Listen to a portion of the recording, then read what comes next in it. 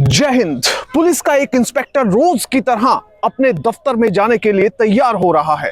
वहीं उसके साथ दो और पुलिस के अधिकारी और कर्मचारी दफ्तर जाने के लिए यानी थाने में जाने के लिए कपड़े पहन रहे हैं, वर्दी पहन रहे हैं। पर थोड़ी ही देर में कुछ ऐसा होता है कि इंस्पेक्टर साहब के पैरों तले जमीन निकल जाती है। होता यह है कि कुछ देर में पुलिस के ही कर्मचारी आते हैं और इंस्पेक्टर साहब को कहते हैं कि आपको एक बड़े घोटाले के मामले में गिरफ्तार किया जाता है। इसके बाद इंस्पेक्टर साहब को गिरफ्तार किया जाता है। उनके साथ ही दो और कर्मचारियों को पुलिस अरेस्ट कर लेती है। इस पूरे केस के बारे में जिसने भी सुना उसके कान खड़े हो गए, रोंगटे खड़े हो गए। इस केस के बारे में आपको बताएंगे, पर सबसे पहले आपसे अपील कि आप बड़ी संख्या में हमारे वीडियोस को देख रहे हैं पर चैनल सब्सक्राइब नहीं कर रहे। अगर आप इस वीडियो को देख रहे हैं तो फौरन चैनल को सब्सक्राइब कीजिए, बेल नोटिफिकेशन ऑन कीजिए, वीडियो को ज्यादा से ज्यादा शेयर करें और इसके साथ ही अपना कमेंट देना ना भूलें। इस पूरे केस की सच्चाई जानने के लिए वीडियो को बिल्कुल आखिर तक देखें, कतई भी स्किप ना करें। अब ये पूरा मामला समझने के लिए आपको चलना पड़ेगा पंजाब और हरियाणा की राजधानी चंडीगढ़ में। होता यह है कि वहां पर दो नौजवान घूम रहे थे सेक्टर 56 के पार्क में। अब अचानक से पुलिस का यह दावा है कि पुलिस की नजर पड़ी। पुलिस को लगा कि ये दोनों कोई क्राइम कमिट करने जा रहे हैं और इसी दौरान इन दोनों को गिरफ्तार कर लिया जाता है। इनके पास से एक देसी कट्टा, जिंदा कारतूस भी बरामद किए जाते हैं। गौरव और रॉकी की गिरफ्तारी हो चुकी थी, पर गिरफ्तारी के बाद जो कुछ होता है वो इंस्पेक्टर की जिंदगी में भूचाल ला देता है। अब दरअसल ये पूरा मामला क्या है वो आपको बैकग्राउंडिंग के साथ समझना पड़ेगा। गौरव और रॉकी ये दोनों नौजवान उत्तर प्रदेश के बागपत के रहने वाले हैं।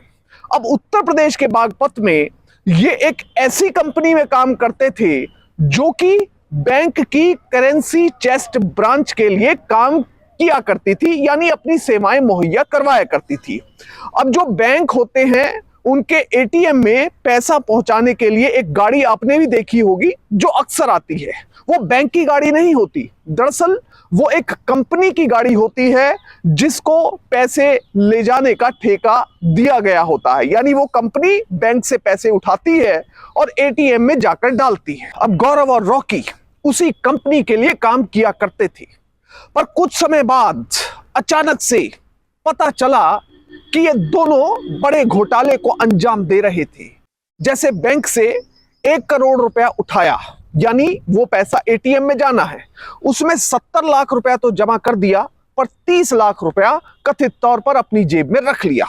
ऐसे करते करते गौरव और रॉकी तकरीबन 5.5 करोड़ रुपए का घोटाला कर चुके थे। किसी को कानो कान अभी तक खबर नहीं हुई थी, पर फाइनली जब बैंक की स्टेटमेंट्स बनी, रिकॉर्ड को मैच किया गया तो पैसा कम पाया गया।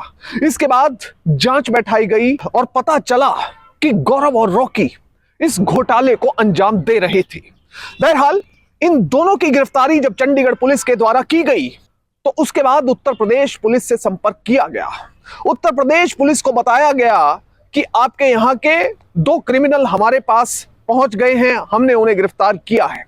पर उत्तर प्रदेश पुलिस को जब इस बारे में जानकारी मिली, उन्होंने और ज्यादा जानकारी मुहैया करवाई कि ये 2 क्रिमिनल नहीं हैं, इनके ही 2 और साथी हैं, उन्हें भी गिरफ्तार करना है। इसके साथ ही उत्तर प्रदेश पुलिस द्वारा पूरे केस की जानकारी भी मुहैया करवाई गई कि किस तरह से बैंक के एटीएम से ये लोग पैसा उड़ा रहे थे और तकरीबन 5.5 करोड़ रुपए का गबन कर चुके थे।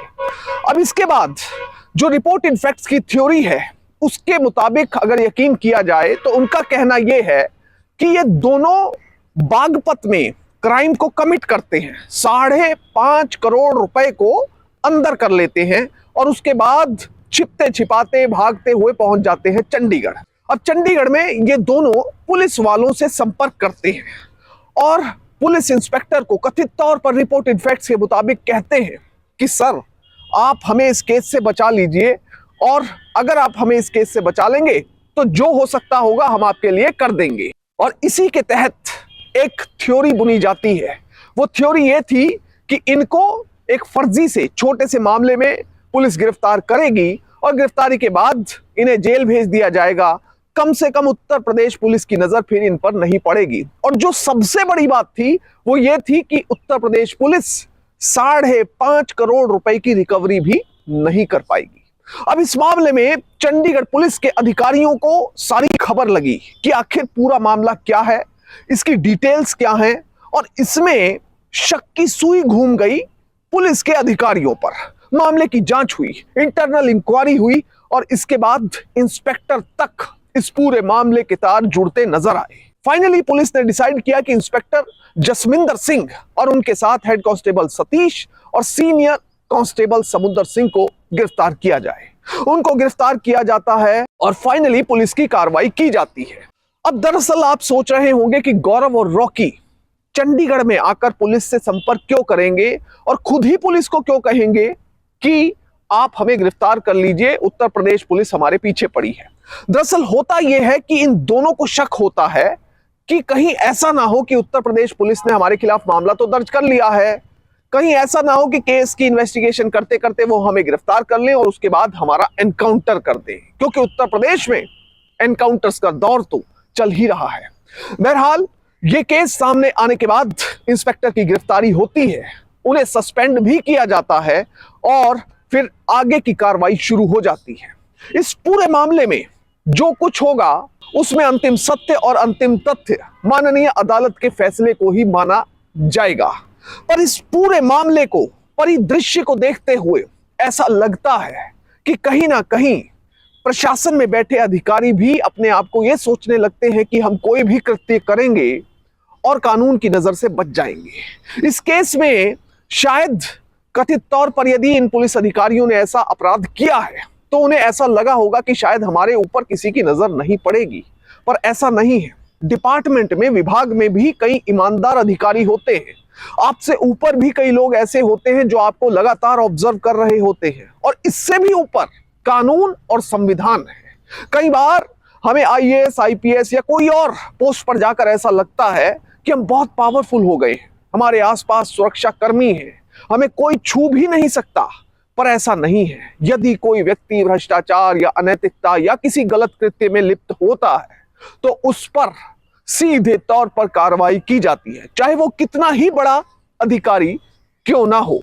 तो इससे हमें सीख सिर्फ और सिर्फ यही मिलती है कि हमें कभी भी भ्रष्टाचार में लिप्त नहीं होना चाहिए, चाहे हम कितनी बड़ी पोजीशन पर, कितने बड़े पद पर पहुंच जाएं। इसके साथ ही अनैतिक कार्य भी नहीं करना चाहिए और हमेशा ईमानदारी और नैतिकता से अपनी नौकरी को और कर्तव्यों को निभाना चाहिए, ताकि हम इस देश को विकसित भारत बनाने में अपना योगदान दे सकें।